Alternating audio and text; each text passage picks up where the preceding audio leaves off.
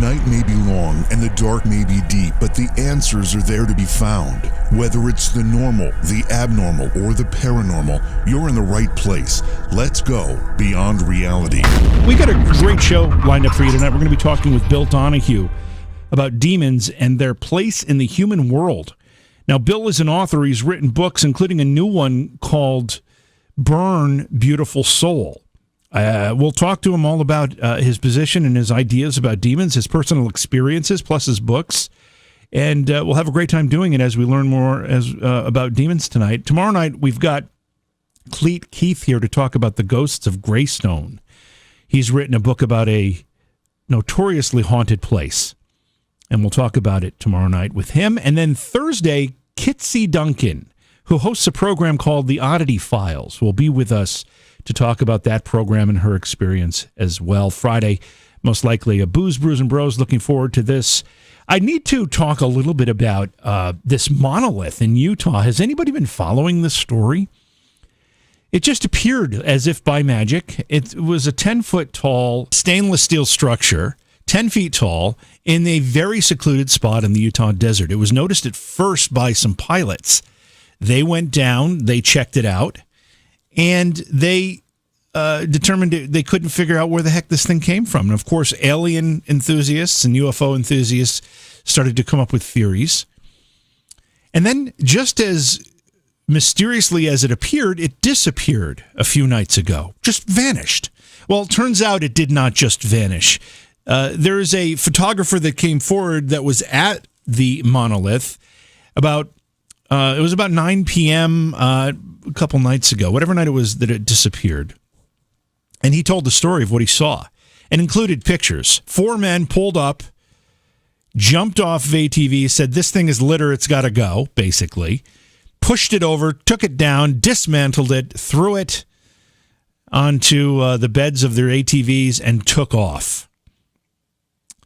And then later they tried to contact the photographer and ask him for the photographs. Now, these guys are saying that it was public land, that thing didn't belong there. I happen to think these are the guys that put it there, and there was no, they weren't doing this out of some kind of service to public duty because they felt it was litter and it was marring the beautiful landscape of the Utah desert. I think they put it there and they got caught taking it out. But either way, it was a fascinating story, and what makes it even more interesting is that in Romania, of all places, another one of these very strange monoliths has just suddenly appeared. Now, these are either copycat monolith erectors or there's some kind of coordinated effort here. I don't know. It's an interesting story nonetheless, and we'll continue to take a look at it and see what we find out.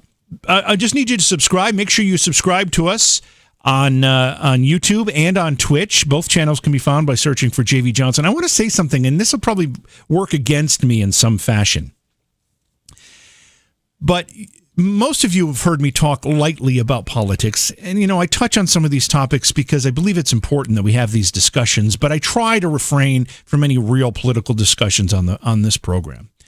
But one thing that has happened here on YouTube is that once, and I can only attribute it to the fact that, well, one of two things. Let me say this. It's either been because I have brought politics into a few of the discussions, or it has been because we've had people on the program that have had contrary views to what the public orthodoxy is, particularly when it comes to the pandemic, right? We've had people on the show that have talked about errors in the ways of some of this public policy, which I think, again, is great discussion. We need to have these conversations.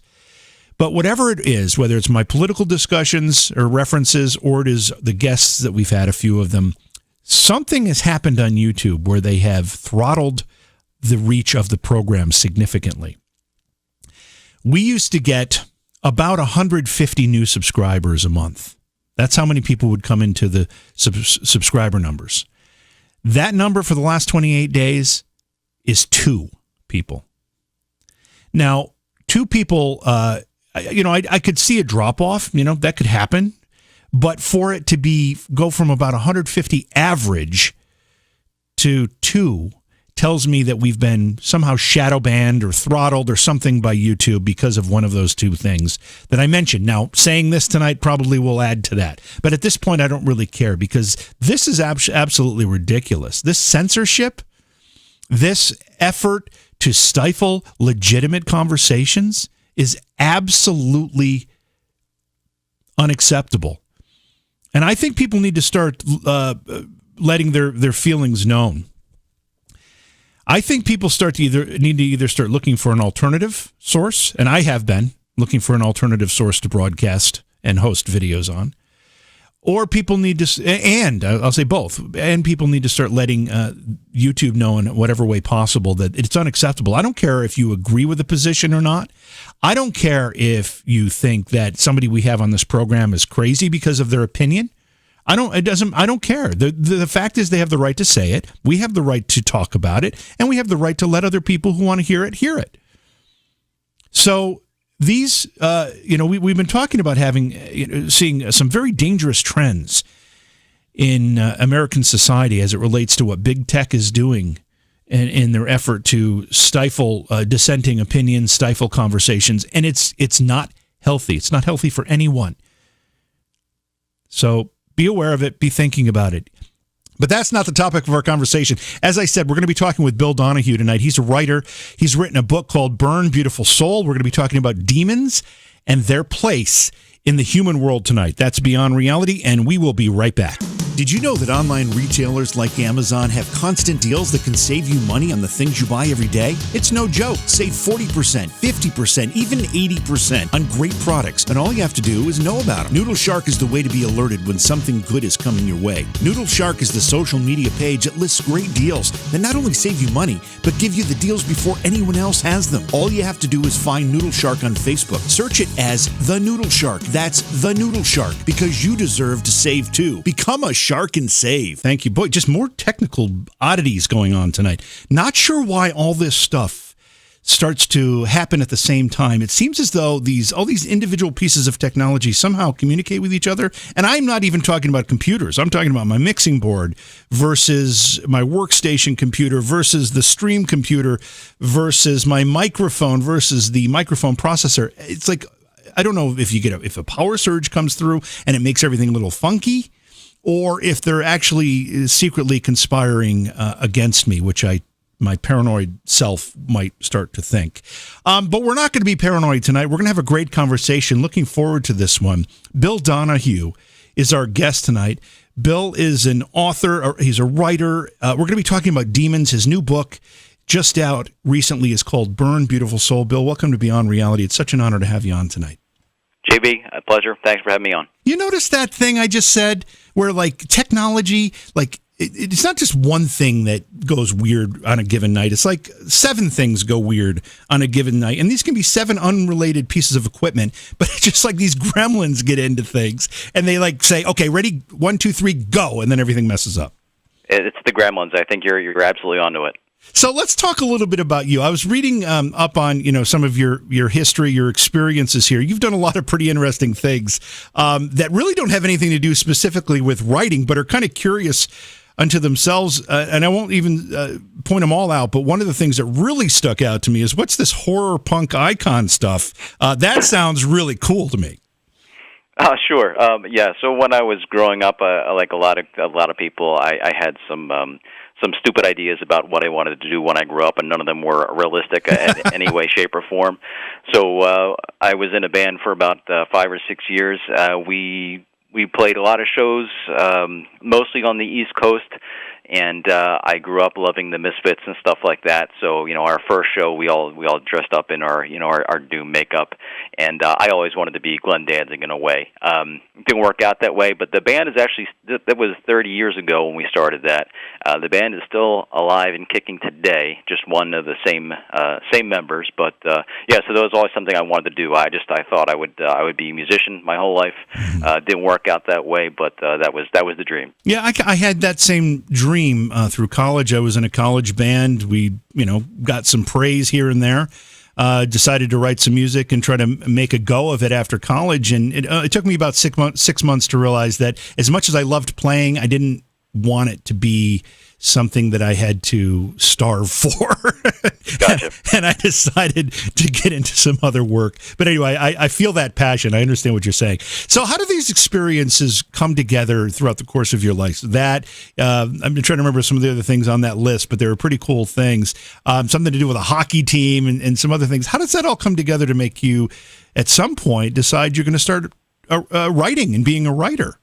That's a great question. So yeah, on that list too. At first, I thought I was going to be a Catholic priest. Oh wow! For some reason.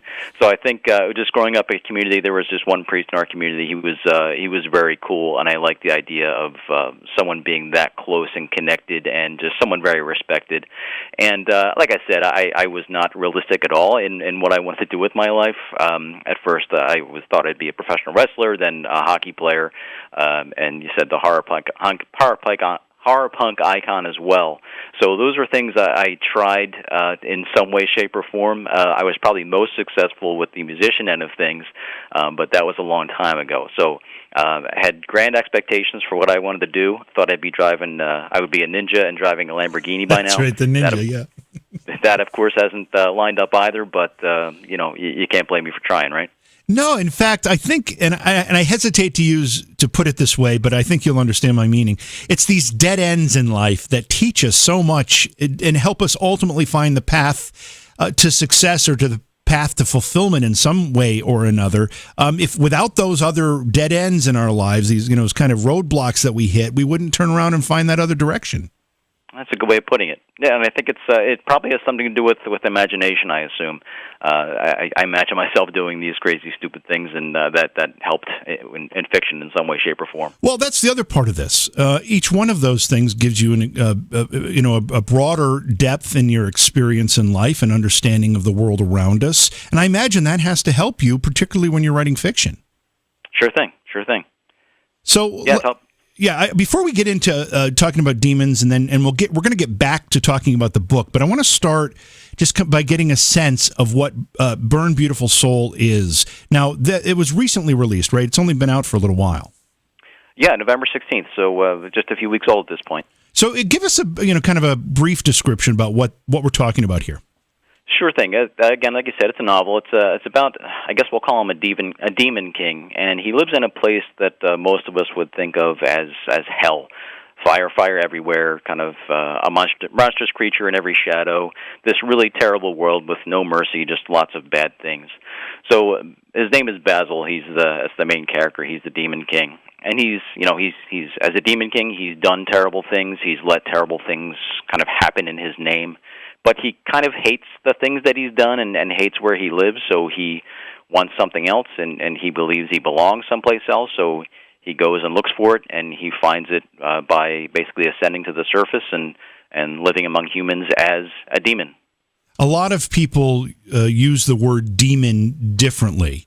I think there's probably a lot of definitions to that word. How is your use of the word demon here in describing the story that you have written? How are you positioning the word demon? What is a demon in this book? So I'll start by you're exactly right. So most of us really think of demons, I think, as these non-corporeal entities that you can't really see or touch, and that's an absolutely terrifying thing. For this demon, for Basil and the race of people that he leads, they are very much flesh and blood, cold blood for that matter. So he's 8 foot tall, coal black reptilian skin, massive horns, cloven hooves, the whole get-up. So he's a physical being. He's not quite immortal, but so he's different, I think, than what you would see from like a Pazuzu in The Exorcist or something like that. Now, I'm looking at the cover of the book, and I see a demon figure there. It's kind of an upside-down demon figure on the cover, but is that kind of representative of what we're talking about? Yes. As we've talked about demons on this program many, many times, mostly in a paranormal sense, and a lot of times we have paranormal investigators that'll go into a haunted home or a reportedly haunted home. And on occasion, they'll say, oh, this is a demonic possession. But I'm not so sure they completely understand what that word is. But it ultimately boils down to them saying, well, it's an inhuman spirit. These are things that never walk the earth. These are inhuman entities on the other side that are really there to drain your life's energy and for nothing but nefarious purposes. Is that your understanding of a demon? Yeah, absolutely. And it seems like for pretty much every culture has some definition of a demon or a demon-like character. So something like, the jinn in Islam, or the haints from the traditions of like the Gullah Geechee in the American South, or for that matter, Jesus in the Bible, Jesus confronting demons in the Bible. But yeah, you're right. It seems like it's always this thing that has never walked the earth, and it's either to cause pain or drain some kind of life force, or if depending on your religious bent, to kind of keep you separated from God.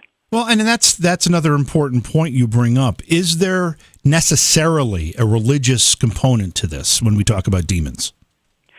I think that depends on your belief system, and I guess it depends on whether or not you believe these things actually exist. I don't think that religion has to be part of that. I think if you look at the world, there's so much evil in the world, whether that comes from just humans themselves or there's some kind of malevolent force behind that. Who knows? But I think the religion thing is maybe something that we assign to it. But it's probably something that we'll never know until we die, or maybe not even after that. So I look at your resume, your list of experiences, and I don't see Demon Hunter on there, right, per se. So how did you become interested in this particular topic? I mean, you don't necessarily wake up one day and say, hey, I want to learn about and write about demons. Right. So I have been alternately fascinated with and terrified by dark things since I was a kid. I'm in my late 40s now, and probably like a lot of people my age, I grew up watching horror films and listening to thrash metal and horror punk and stuff like that. I think that's where the seed took root. I think I'm still scarred by some of those early horror films, but it's something I've always had this really intense interest in, and again, in the same breath, always been kind of scared by. So I have always found myself drawn to, I'll call them kind of darker things. Mm-hmm. I wouldn't say I'm certainly not a demon hunter or a ghost hunter or anything like that, but where I live on the outskirts of Philadelphia, in Bucks County in particular, there's a lot of paranormal locations or locations that have had paranormal activity. So I grew up going to those places and just kind of being an observer and seeing what I can see. I'm still have an interest in it, but the opportunity doesn't arise all that often anymore. So have you generally had an interest in the paranormal since childhood? Yes. Yeah, I remember when I was a kid, when my parents they drove us to Florida one year, and this is more along the lines of cryptids and stuff like that. Mm-hmm. But I'm not sure if you remember in the late 80s when there was a lizard man sighting in, I think it was South Carolina. I do remember that, actually. Yeah, we've talked about it. Mm-hmm. I was so excited to drive, to look out the window the whole time, and I was sure that if I just kept my eyes peeled, that the lizard man would make himself known. Didn't happen, of course. Yeah, again, I had a similar childhood too, and I am also very fascinated by your love of horror films, and one of the reasons I asked the question about horror punk career is because I'm a real horror movie fan, and I actually run a horror film convention, or did until this year, called Scaricon. So I've got my fingers deeply into the horror community. So I was curious if you had that interest in horror films, and it seems that you did, and I'm assuming you still do. Absolutely, yeah. It's funny. This year, I guess, just things have been so weird that I find myself being drawn toward lighter things. Mm-hmm. But I'm assuming that kind of once the world rights itself, that I'll be right back in it. But yeah, some of my favorite films of all time, and books for that matter, are the things that kind of scare the hell out of me. And I hope you're right about things turning around, and I hope it happens rather soon, because we've had a long, tough year as this thing continues. Man. So with paranormal experiences yourself, have you had any, did you live in a haunted house? You say the area that you live in now is kind of known for having a lot of paranormal activity. Is that all Bigfoot sightings? I know that area of Pennsylvania has had some of that, or is it ghostly stuff? What happens there? Mostly ghostly stuff. We have, the Jersey Devil is right around the corner, so it is pretty big in this area. But Bucks County itself, it's this neat little enclave right on the Delaware River, and it's very much an artistic colony. But its paranormal goings-on date back to the Revolutionary War. So New Hope was very close to Washington Crossing, which is where, of course, Washington crossed the Delaware. And so after some of the battles, Washington's troops would camp out in New Hope, there's actually a building there called the Logan Inn. And it's kind of an open secret that the place is very much haunted. So his troops stayed there during the war. The basement was used as a morgue. And so if you sit down at the bar back when you still could sit down at the bar, and you would talk to, the bartender or anyone who worked there, they have seen lots of stuff in that hotel. That's one example. There's also New Hope. There's a very famous artist named Joseph Pickett, and his ghost has been sighted there many times.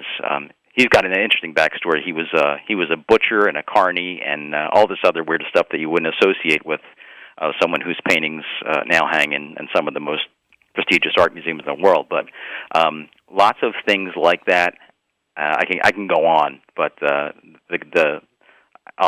can go on with the story if you like. But there's a ghost called the White Knight, which is probably my favorite from my area. Tell the story. I find it fascinating.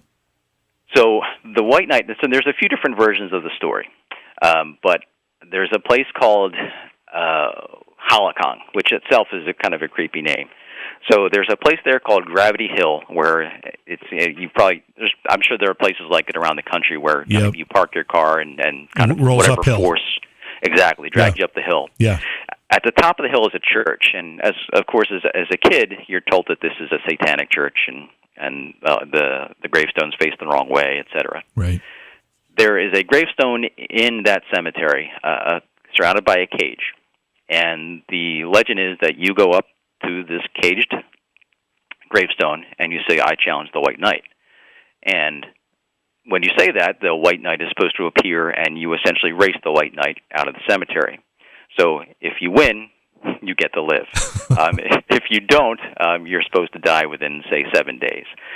I think it's a really interesting legend, but the curious part is when I was in high school, it was my senior year, and there was a kid named Fred, I'll use his first name, and he was at a party, and, they were doing things that kids do at parties and huffing butane and stuff like that, and he was, they were like lighting it, like you'd like blow fire like a dragon, and it did not go well. He died, and it was rumored that he had been to that cemetery the week before and challenged the White Knight and lost. So I don't know the validity of that, but that's what people have been saying for 25 years. Bill, I love stories like that. Those are those little local legends, whether there's any truth to them at all is really irrelevant. It's the story and how it thrives in a community, in a region, and then is told, like you just told us, the first time I've heard that story. So I love that stuff. Yeah, so I've had some, I've gone out and seen that kind of stuff. I've had some minor experiences in places where I didn't feel welcome, or I felt, I guess unwelcome is a good way of putting it. But no haunted houses I've lived in, but certainly places where I've gone and I haven't felt quite right. Have you wanted to have that kind of experience? Some people actually really want to come face to face with a ghost, or maybe it's an alien, or maybe it's a Bigfoot. Are you put yourself in that camp? I would be okay with I'd be okay with experiencing anything like that for like a one-time thing. My fear would be that something would come home. I've spoken to some people that have had those kind of hauntings, or even demonic entities, they say, that have followed them, chased them, made their lives hell. So I'd be open to a one-time experience.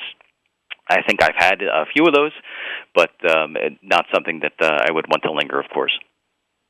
Let's talk about demons specifically, because that's the focus of your new book. But there are people that swear that these beings are real, they exist, they're in the world, and you need to be careful, and you need to watch what you do, you need to not be vulnerable to them. And then there are others that'll say, oh, this is another figment of your imagination. Where do you fall? It's a great question, and I probably would have given you a different answer a year ago. I was raised Catholic. I would say I'm agnostic now. I'm not really much of anything. And I wouldn't have said I'm superstitious, but doing the kind of the research that I did for this book and just kind of my own interest, I find that, like you said, I have an interest in this kind of stuff. I don't invoke it. I don't antagonize it. I don't do anything like that I think would, like you said, make myself vulnerable. So the logical part of me says, there's nothing to worry about. But there's that kind of reptilian, primitive part of me that says, be careful. Like tonight, I'll walk outside my basement door, I'll go into a darkened room, and I'll run up the stairs because of things that I imagine are lurking in the dark. When it comes to demons and demonic activity, there's a whole another level of threat there. I mean, seeing a ghost is one thing. It may startle you, it may scare you. People would react differently. I know I would be startled. I look for them all the time. I've been a ghost hunter for a lot of years, and when you're looking for them, it's one thing. When you just turn the corner and your deceased grandmother is standing there in front of you, as much as you'd want to see your deceased grandmother, it's it's startling. But when you start talking about demonic activity, you start to talk about intentions and motivations and what are they trying to do. And as we talked about earlier, it's generally not anything good. It's not positive. It's not constructive. It's all just the opposite of that. And so there's a whole different level of fear there. Mm-hmm. Yeah, absolutely. And one of the things that we talk about that. I mean, they call it a spiritual disease, a disease of the spirit. This theory that this thing is kind of an ailment that just really is just, like I said, it's going to take from you. Nothing good will come of it. I've seen some research suggesting that not all demons are bad, or not all demons have bad intentions. I've seen some stuff that said demons are responsible for much of human culture or even religion, and that they've kind of shared their knowledge with humans through mating, like the incubus and the succubus. Merlin, he was the wizard from the Legend of King Arthur. Mm-hmm. He was said to be a cambion, like a half-demon, meaning he had a demon father and a human mother, and that's what made him as powerful as he was. Now, we can all talk anecdotally about being afraid of the dark, and as you said, you leave your room, you're going to kind of rush past the dark area to go upstairs. But do you and should we genuinely fear demons and demonic activity? Is that something we should really be concerned with? I guess, like you said, it really depends on who you are. For me, I'm not going to mess with it. I remember when I was a kid, I read the Satanic Bible. I messed around with the Ouija board, things like that, and probably out of pure defiance or just to see what you can kind of get away with. But I don't know. Is there anything to be gained by dipping your toe in that water? That's the way I look at it. So basically what you're saying then is, why risk it? Why mess around with something you don't understand? That's why that's. You know what I liken it to? I like it to venomous snakes. I love snakes. I grew up loving snakes. I still do. And I have friends of mine who keep venomous snakes. And they're some of the most beautiful creatures on the planet. They're absolutely gorgeous. And some of them can stop your heart inside of an hour. Me, I love to look at them. I love to read about them. But I'm not going to keep them. For the people that do, I guess I can kind of see the allure that you're tempting fate. In some cases, it's just for the adrenaline rush. Mm. And you can be as careful as you want to be, but you're still dealing with something that's not entirely within your control. So if you play in that world with venomous snakes, there's a very good chance that somewhere along the line, no matter how careful you are, something's going to bite you, and your life is just never going to be the same.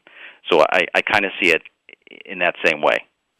Yeah, I'm not one of those people that takes those kind of risks. I'll take risks in the business world. I'll take those kind of risks all day long.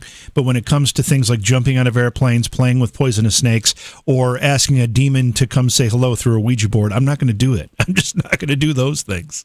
Right, and it's interesting because this is not something I really gave much thought until like a couple of years ago, and I never really saw myself as a superstitious is not the word, but I didn't really think I was that affected, I guess, by these kind of thoughts. Even thinking about it, to be honest with you, it just gets heavy sometimes. Yeah. There's a constant discussion and throughout all cultures and all of history, this good versus evil thing. It's the constant struggle. It's the paradigm that we've really all grown up in. Some of that is taught to us through religious practices, but some of it is just taught to us through culture. Is this discussion of demons part of that? Are demons the evil that's versus good here that we're talking about? I suppose so. I mean, in most cultures, like you said, they're depicted as these malevolent beings. So, yeah. If their sole purpose is to do evil, I mean that's kind of what they're there for.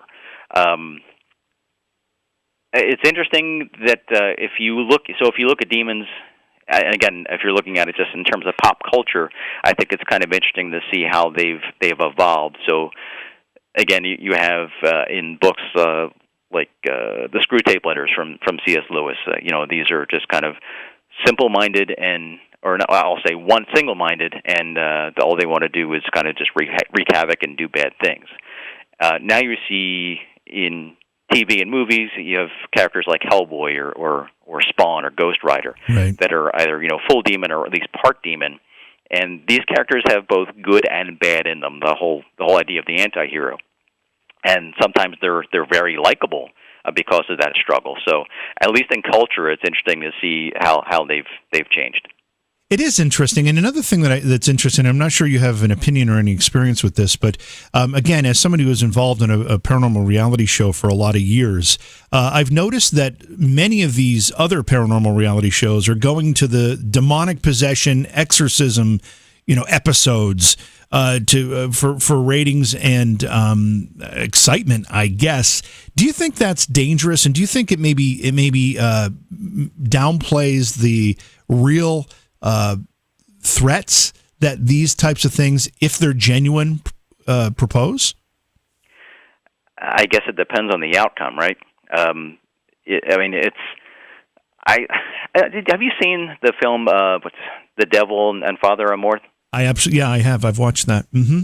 He just passed away recently, didn't he? Yeah, not too long ago. Yeah.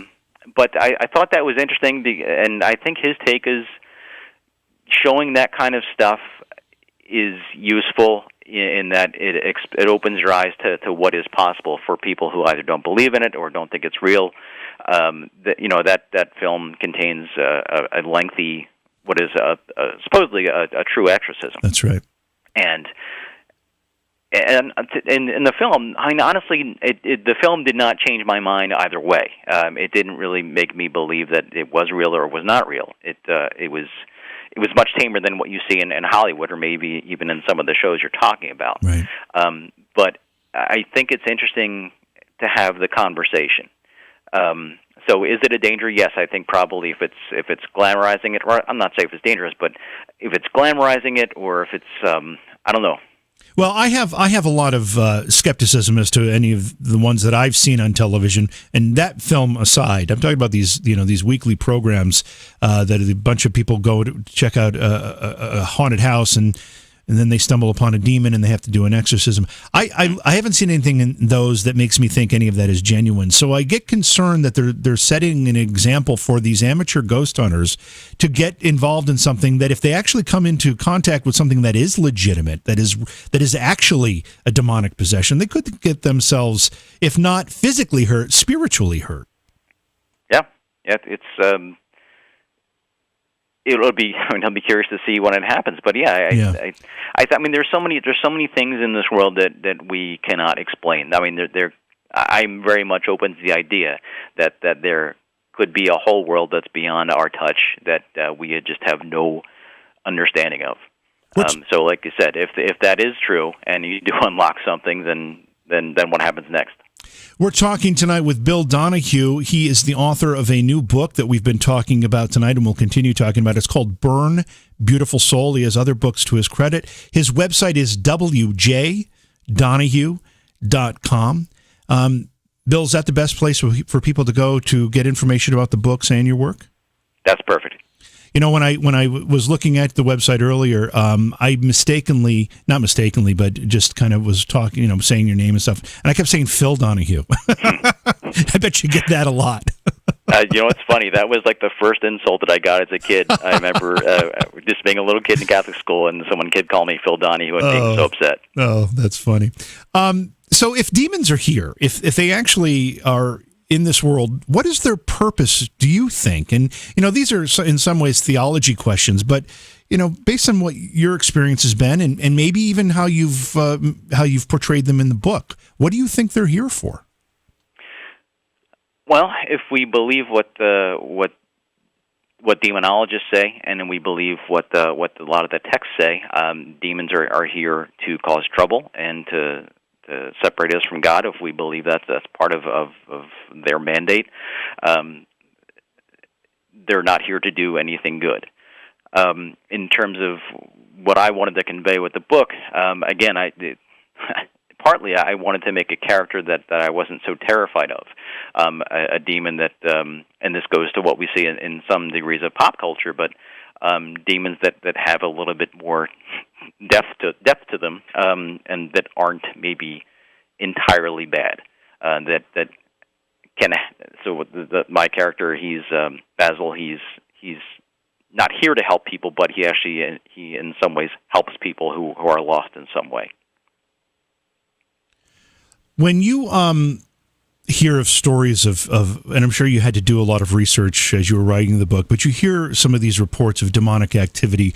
Do you think that a large percentage of these anecdotal stories that are passed around, and maybe it's even from the person who experienced it, do you ever get concerned that this is a misinterpretation of maybe something that's mental or physically at play in a person's life?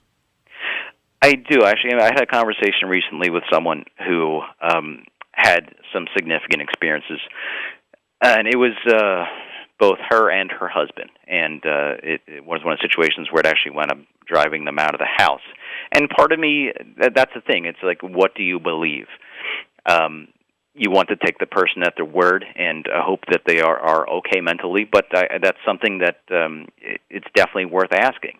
Because, these are not experiences that everyone has. And I think that's the question. It's like, if it is real, then what determines that hand? How did that happen? How did this happen to me? That's the first question that anyone asks when something bad happens. Yeah. Why? So why did that happen to that specific person? So, yeah, I think that's, for a lot of people, when they hear about these things, they say, well, that's not true. That can't be true. That's a lie. That person has mental issues. It's certainly worth asking. But how? I'm not a doctor. I can't diagnose the person. Right. But it's a question worth asking for sure. It is a question worth asking. One of the things that has concerned me, and I don't know if you found the same experience, but it seems as though, and this might be changing, I think attitudes might be changing a little bit here, but it seems as though particularly the Catholic Church is a little hesitant to get involved with somebody who might go to them for help with something like this. They seem to have a lot of barriers to that, and I can understand them wanting to be careful about how they employ this type of thing, or even, discuss it. However, if someone's calling, asking for help, regardless of what the cause of the problem is, it seems like, they should want to get involved to help them figure out what that problem is. If it's demonic, they're the ones that have to deal with it. If it's something else, they might be able to help point the victim to the right resources. Mm-hmm. Yeah, and it's interesting. I think in some cases, it's almost like, you can't deny that something is clearly wrong, and it's something, unless the human brain is so powerful that it can manufacture all these crazy things that could happen. I mean, clearly something is wrong. In some cases, it may be just the fact that the person is crying out, it needs help in some way, shape, or form. That this person has some sort of mental issue. But some of these things, if you believe what has happened, what they've done, what they've said, it's almost impossible not to think that something is clearly wrong. Some people would say that that demonic entities will prey on people that are addicts in some fashion, or maybe destitute, or even some that are in fact mentally ill in some fashion. Have you found that in your experience to be true, or at least to be a valid theory?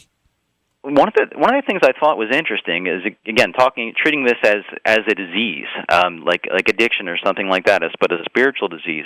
What I've heard from some theories is that demons kind of find someone who has some kind of, we'll say, an underlying condition, whether it's a mental addiction or something like that, and almost kind of hide behind that.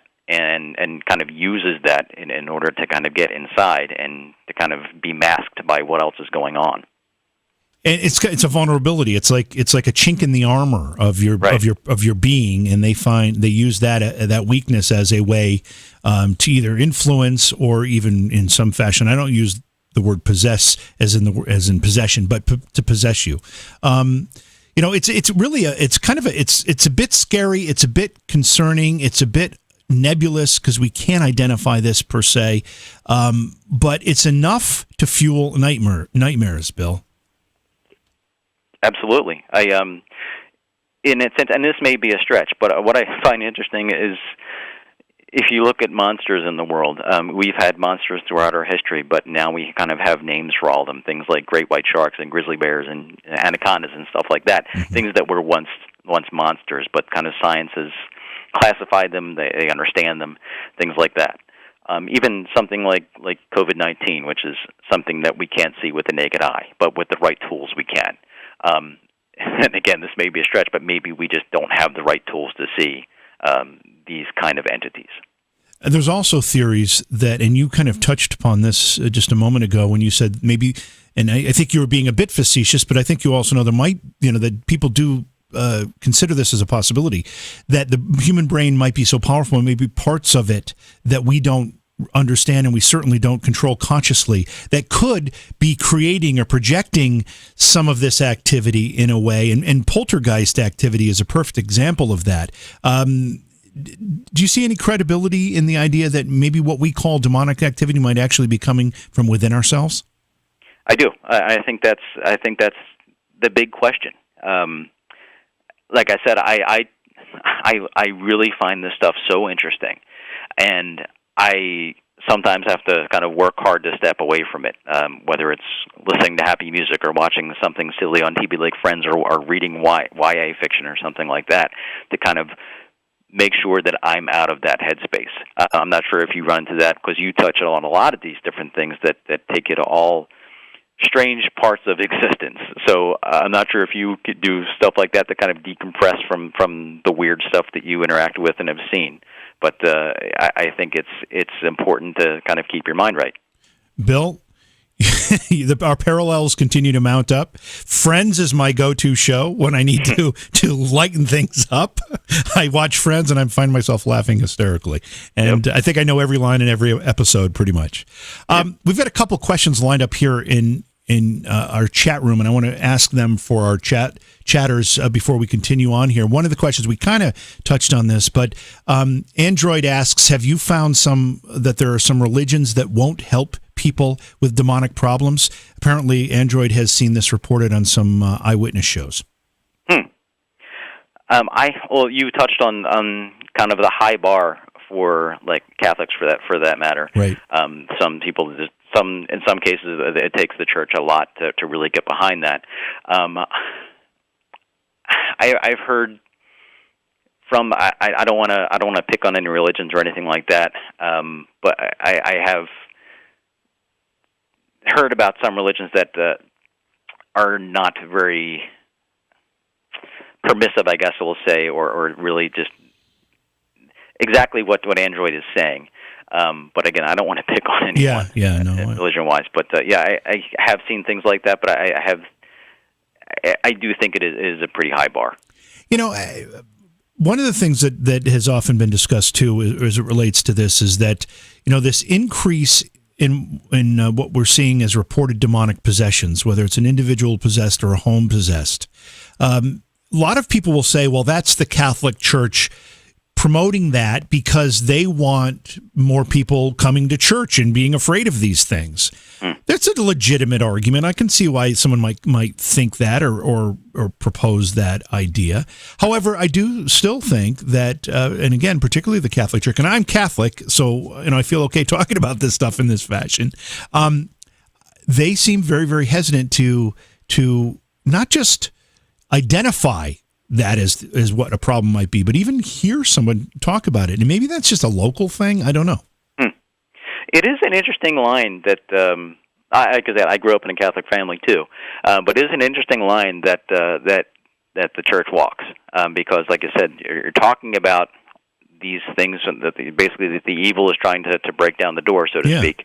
But when it happens, or when it allegedly happens, then it becomes like, well, let's take a step back here and make sure that's really make sure that's what it is. I mean, it seems like if the Catholic Church wanted more people showing up for church on Sunday, they would be instilling the fear of demons all over the place. But that's certainly not happening, and I'm glad it's not. It seems like if that was their objective, that's what they would be doing. Another question here from our chat room, or is it? What are your thoughts on Aleister Crowley or Crowley, and are his demons still around? He's a fascinating character, and I probably have not read as widely as I should have. But that's the whole theory on demons is that they can't be destroyed. So if we're talking about the actual kind of spiritual demons, if they once were, they always will be. Is it dangerous to dabble with this? I mean, we talked about somebody, taking on risks by playing with a Ouija board or tempting demonic activity, whatever happens to. But in general, you and I are just having a conversation about this. You wrote a book where this is a central theme. Do you think that's dangerous, any of this? So with this book, I tried to steer away from the things that I read about, and the character that I wanted to make. There's actually a lot of humor in the book, which is probably me trying to kind of make this more palatable, or make a character that I wasn't quite scared of, or maybe just something like that. But as I said to you earlier, I don't invoke things or invite things or put myself in a position where I think I'm going to be vulnerable. I think it depends on what you believe is true. I'm not going to go out of my way to poke something in the eye. I've heard some people say that even talking about this kind of stuff is right. Not dangerous, but a vulnerability. Right. But I try to surround myself with positivity, and not that I'm a light worker or anything like that, but I try to surround myself with positivity and light otherwise. And I'll take a break from this kind of heavy stuff when I think I need to. There was a period, I think it actually happened a couple of times, right after the film The Exorcist was released and became very successful. And then again, I think was it in the 80s, mid-80s, the Satanic Panic? Yep. And it was a period where, American society particularly became very, very concerned about Satan worshipers and demonic activity. And, we had groups of kids that would call themselves Satan worshipers, and they would be, dressed goth. And there was a whole, subculture going on related to this stuff. Do you know if that subculture exists with the same vibrancy as it did back then? Is it bigger? Is it smaller? Is it dangerous? Do we have to worry about, pets being sacrificed in our neighborhoods? Any information on that? In America, it seems like that really has died down, that we have bigger problems to deal with now.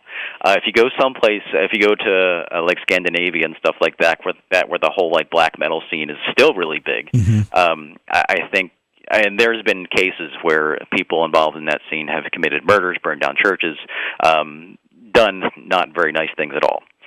So in that sense, I think the black metal scene is very much alive, and both back when they still had tours and stuff like that, you'd still see them popping up in America and stuff like that. But to see like metal bands and stuff now, it doesn't seem to have any of that same stuff going on, and it's rare to even see someone with long hair these days. Yeah.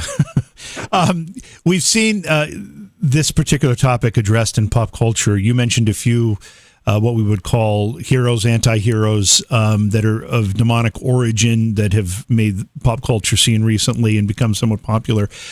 How has it changed over the course of the years? I mean, those the black and white horror films that I love that touch on this demonic idea, portrayed in a very, what we would consider, I guess, to be a religious way, the religious definition of all this stuff. How has it changed over the course of the years? What are we looking at now? It's interesting. It seems like we really can't escape the religious aspect of things as it relates to demons. That goes back to one of your earlier questions. But what I find most interesting about how demons are portrayed is that we're seeing a lot more humor involved. Yeah. And this goes back to maybe just making light of the things that we're afraid of. But I think to characters like the Satan character in South Park. I was going to mention that one. Yes. Yeah. So pretty much all the characters from the Bruce Campbell films, like Evil Dead 2, Army of Darkness. This Is the End, which is that movie about the rapture and hell on earth. Dogma was a big one. Mm-hmm. I remember that film. Mm-hmm. Yep. There was the Golgothan, who was like the poop demon, which I thought was actually really cleverly done. But just a lot more things where you're almost kind of poking it in the eye. We have been treated to a lot of, maybe not a lot, but some blockbuster films that talk about this stuff. And I mentioned The Exorcist. Rosemary's Baby is another one that has this component in as well. You just mentioned some others. Did you mention your favorites, or do you have others that you really like that you think address this in not just a meaningful way, but in an entertaining way? In terms of films or books or both? Let's talk about both. Okay. I just read Rosemary's Baby last year. It was a beautiful book, really well done. One of the books that I thought was most interesting, and it was more on the humor line of things, it was Practical Demon Keeping from Christopher Moore. He writes across genres, including horror, but he does a good job of kind of making light of that. One of the most interesting books I read just recently is called Ring Shout, Ringshot, and it has to do with the Ku Klux Klan, and essentially suggesting that there was kind of a demonic infiltration into that organization, and that's what made them do the really terrible things that they did. Probably the best book that I've read recently about this stuff is it's called The Summer That Melted Everything, from a woman named Tiffany McDaniel. And it's one of those books where you're not really sure whether it's actually a demon or not, but it's just really well done. You mentioned organizations. Did you get any depth into the idea that maybe the Nazis had some type of satanic worship or any kind of demonic aspirations? It's often said that Heinrich Himmler himself was very much into occult ideas and looking for those type of spiritual connections. Do you ever find anything out about that during your research? That's absolutely just a fascinating aspect of everything, and you've seen so much of that covered, even in things like Hellboy, is essentially when they open the portal and try to kind of unleash the old ones and stuff like that. I think that's absolutely fascinating, and my wife actually, she has kind of a fascination with that kind of stuff, with kind of all the horrible things that happened in World War II, and with the concentration camps and everything, just awful, terrible things. But it wouldn't surprise me to see, I think, kind of evil attracts evil, or evil feeds off evil. So that wouldn't surprise me at all. that actually really happened the way it did. One of our listener questions here in our chat room is about shadow people and the Hat Man. These are paranormal phenomena that we've talked about on the program specifically, and had entire shows dedicated to each of those topics. Some people think there's a demonic connection. Did you come across any of that in researching the book, and what are your thoughts on it, if you have? I don't have too many strong thoughts on those. I mean, is essentially, are these, do the shadow men,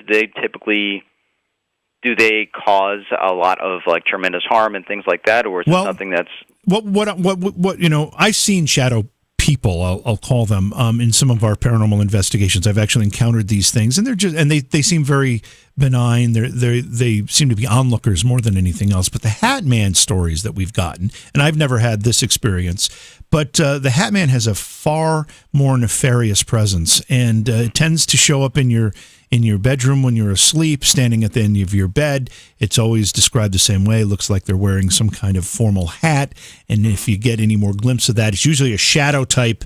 You see a silhouette, but sometimes you'll see like formal wear, like it's wearing a tux kind of thing, and it comes with a real sense of foreboding. So those are the stories that I've heard regarding the Hat Man, and there's actually a couple of good documentaries on, I think I saw one on Amazon Prime recently about the Hat Man that tells this story pretty well. But they seem to have the more sinister presence. I just heard a story about that from someone who claimed to has seen a Hat Man. Actually, she didn't refer to it as a Hat Man per se, but this is someone or something that made its presence known, gave its name, made an offer, which she declined, and things got really bad after that. Oh, wow. I was actually, it was a chilling story, and it's one of those stories where I kind of had to stop thinking about it because I was losing sleep over it. Is this someone that you knew, or someone that you've met along the way? Someone I met along the way. Wow. It's crazy stuff. It's just one of those things where, like I said, if it really does happen, how does it happen? Why does it happen? Why you? Why me? Right. Yeah. What's happening in your life that you're not aware of, maybe, that is creating this opportunity for that entity. So back to the book, Burn Beautiful Soul. You said it was released just a couple weeks ago. It hasn't been out long. How long did it take you to write it? And obviously these things have kind of been building in you for a long time, with your interest in the paranormal, your interest in horror movies, and your interest in demonic topics. So you brought it all together, and talk about the process of writing it.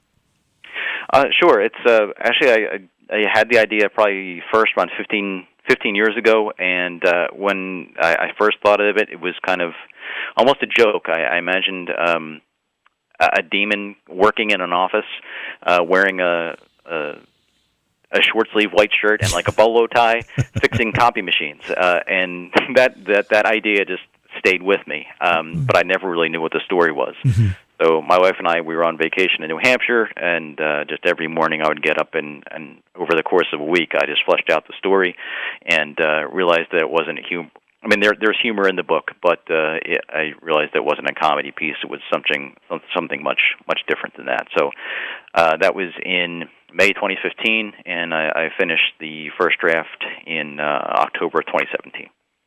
Yeah, it's quite a process. What do you hope people, after they read this book, walk away with? Is it purely, do you want them just entertained, or are you hoping they get a bit of a message out of it as well? I would hope so I think there's a lot of, it's going to sound really cheesy, but so I wanted, it's kind of a book about second chances, and if you're anything like me, you've gone through things in your life that made you kind of question who you are and why you did things that you did. So to me, it's a book about second chances, and so yeah, he's a demon. Basil is a demon, but he experiences humor, he experiences romance, tedium, all that kind of stuff that make up the human experience. So, I mean, hopefully people will be entertained by it, but hopefully there is something more that they'll come away with. Now, you've got some other books listed here on your website: Too Much Poison, Filthy Beast, Brain Cradle. Tell us about these as well. Sure. So Brain Cradle was the first. That one's more straight horror. Filthy Beast came next. That's horror too, but then that's kind of when I started reading things like John Updike and John Irving and things like that are a little bit more real world problems that can turn into horrors. And Too Much Poison is I say that's my nervous breakdown book. Nervous so it's breakdown a little bit of everything. Do you say that in the sense that it was something you were going through in your life at the time, or are you saying the book itself is kind of like a nervous breakdown? It was things going on in my life. My marriage was not going well. My career kind of tanked, and there's some other things going on in my life that I hadn't really dealt with. So that was the result of a lot of those things coming together. And that was the outlet for it. Boy, something about art, and I know that I've gone through tough times as well as we all have, and I find my outlet for that is writing music. It's something about creating art is therapeutic when you're going through a tough time. So with Burn Beautiful Soul, the title itself is a bit curious. How'd you come up with the title? So Basil, the main character, he's actually a poet as well, and so the book. It's funny. I've heard some authors say that they didn't really know what the book was about until they heard people tell them. I went through something similar, but as after reading the first draft, I didn't realize quite how Catholic of a book it was. Meaning, my Catholic upbringing probably formed it more than I expected it to. So when I finished going through it, it really does hit on a lot of the themes that I was exposed to as a kid going to Catholic school. I think it diverges wildly from what we're taught about heaven and hell and about who ends up where, but I think the warnings about sin and punishment and things like that are maybe a little more front and center. So it's essentially about, Beautiful Soul is, to me, is someone who is a good person. His heart has maybe made some mistakes, and the burn part is that even though you may be a good person because you've done certain things or maybe you haven't said the right things or whatever, then you're going to burn for all eternity. The book is available. We mentioned your website. You've got them all listed there. Where else can people find Burn Beautiful Soul?